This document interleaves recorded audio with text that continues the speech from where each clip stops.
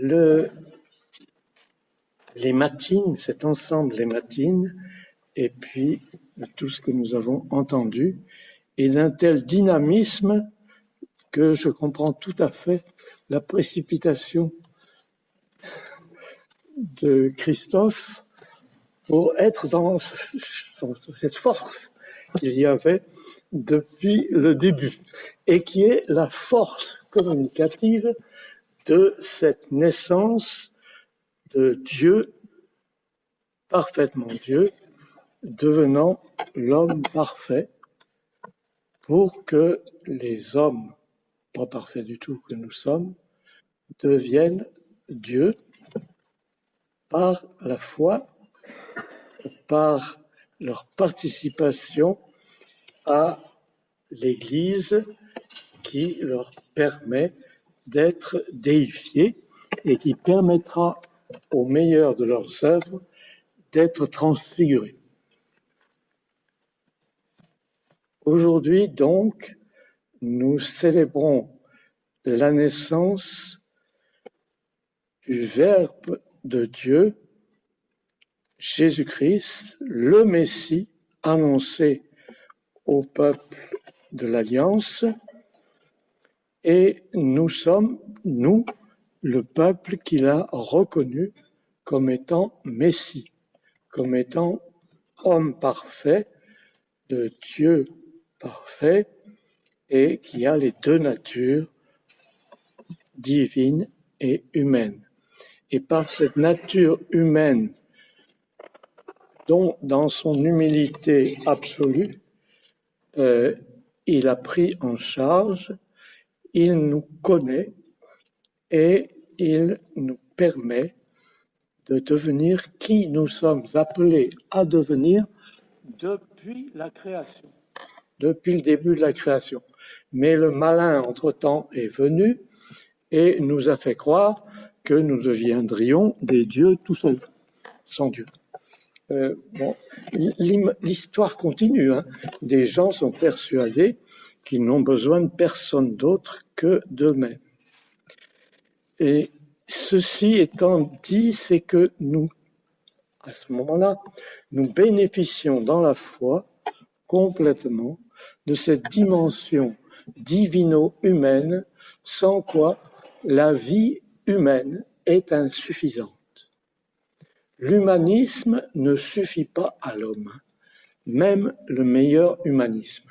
Le pire despotisme, etc., bien sûr, suffit encore moins. Mais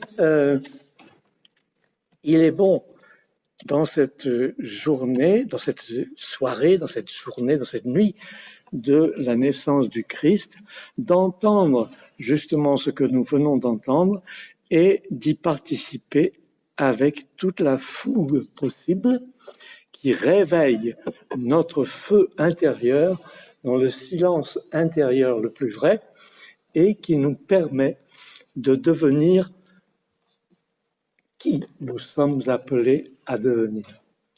Donc, nous renouvelons là tout ce que nous avons reçu depuis que nous connaissons la foi en Jésus-Christ, Dieu et homme, Fils de Dieu, Verbe de Dieu et son expression, et nous sommes appelés à le pratiquer de plus en plus, c'est-à-dire à aimer Dieu, à aimer Jésus-Christ et à aimer son enseignement.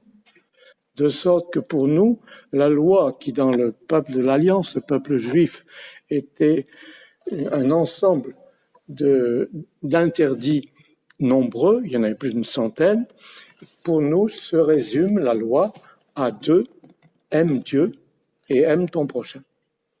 Alors voilà le programme, et ce programme, nous pouvons très bien nous l'attribuer parce que c'est la présence en nous et dans notre cœur de l'Esprit Saint et du Christ, Jésus-Christ, qui nous donne cette stature où nous sommes complètement libérés de la condition mortelle qui nous est venu du père du mensonge. C'est le fait que la race humaine a cru dans le père du mensonge que nous sommes encore livrés à la mort, mais elle sera un passage et nous ne serons pas anéantis comme le pensent les athées. C'est pour cela que toute cette liturgie a une force très puissante à laquelle vous avez été sensible surtout, sans doute, c'est la force de la joie originelle qui là nous traverse et nous fait entendre à nouveau que cette joie originelle nous appartient. Nous sommes la joie d'être créés à l'image de Dieu, mais à une condition quand même, que nous nous dirigeons vers la ressemblance avec Dieu. Et la ressemblance avec Dieu, qu'est-ce que c'est? C'est de ne se détourner d'aucun des autres et de n'en mépriser aucun. Encore moins de le tuer. Bon, mais c'est cela, ressembler. C'est dans cette prière au Saint-Esprit qu'il est dit du Saint-Esprit, toi qui ne te détournes pas d'un seul d'entre les êtres, qui n'en repousse pas un seul. Voilà le programme. C'est le programme du vivant. Et si nous vivons ce programme, nous sommes vivants. Et nous traverserons la mort comme le peuple élu a traversé la mer. Donc, et cette joie apparaissait dans tous ces textes qui sont là, cette liturgie magnifique. Donc, pratiquons-la aussi et n'ayons crainte de rien, même si des épreuves sont ennuyeuses, on s'en passerait, quoi.